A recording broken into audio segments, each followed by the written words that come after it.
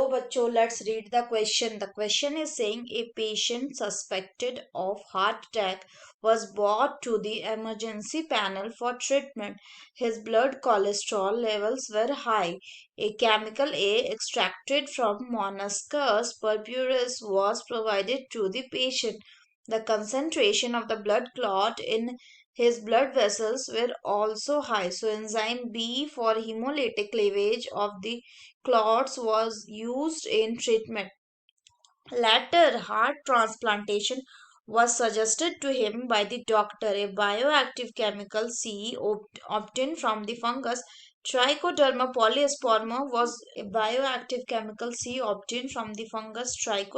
polyesporum was used to avoid organ rejection. Choose the incorrect option. A में दिया A has fibrinolytic effect too.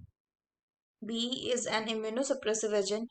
C controls the cholesterol level in the blood and D all of these. तो आइए देखते हैं हम इसका की concept. तो अगर हम बात करें इसके की कंसेप्ट की तो इसका की कंसेप्ट क्या हो जाएगा? It will be enzymes. So what are enzymes? These are the proteinaceous substances of biological origin which are capable of catalyzing the biochemical reaction without themselves undergoing any change. अगर बात करें हम वर्ड एंजाइम की तो इसको दिया था William कूने ने.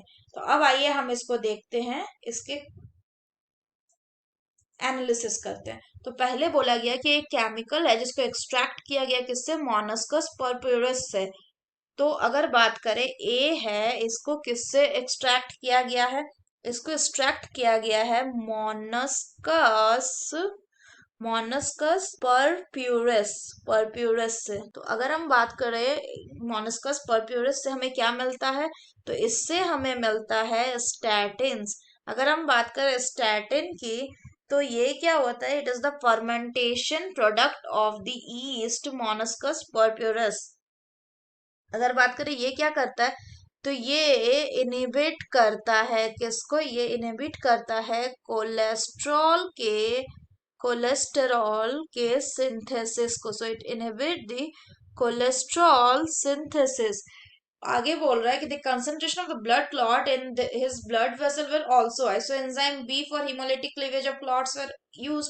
तो यानी कि बी जो है ये क्या काम करता है? ये काम करता है हीमोलिटिक क्लीवेज. किसका? ये हीमोलिटिक क्लीवेज करता है ऑफ ब्लड क्लॉट का. ये ब्लड क्लॉट का हीमोलिटिक क्लीवेज करता है. यानी कि ये कैसा है? ये एक क्लॉट बस्टर है. अगर हम बात करें क्लॉट बस्टर की तो स्ट्रेप्टोकाइनेज जो है, स्ट्रेप्टोकाइनेज ये क्या है? ये एक तरह का क्लॉट बस्टर है. ये किससे मिलता है? ये मिलता है हमें स्ट्रेप्टोकोकस से. ये किससे मिलता है? स्ट्रेप्टोकोकस से.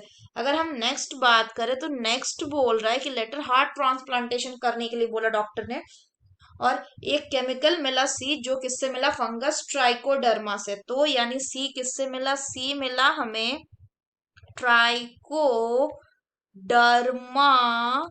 पॉलीस्पोरा से. किससे मिला? ट्राइकोडर्मा पॉलीस्पोरम से.